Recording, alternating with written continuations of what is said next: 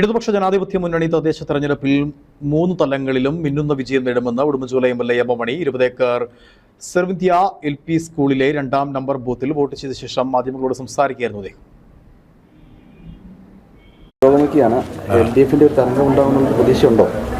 ഇടതുപക്ഷ ജനാധിപത്യ മുന്നണി 3 തലങ്ങളിലും ജയിക്കും എന്ന കാര്യത്തിൽ ഒരു സംശയവുമില്ല, അത് ഉറപ്പാണ്.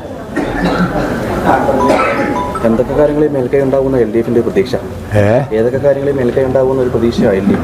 ഒന്ന്, സംസ്ഥാന ഗവൺമെൻറ് നടപ്പിലാക്കുന്ന ജനക്ഷേമ പരിപാടി.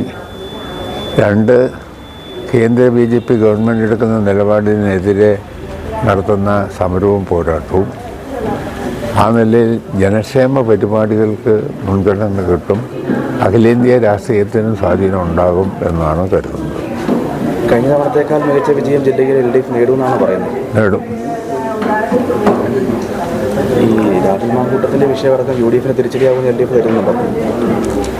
രാഹുൽ മാങ്കൂട്ടത്തിൻ്റെ കേസ് എന്തെങ്കിലും ദോഷം അവർക്ക് ചെയ്യാൻ വഴിയുണ്ട്.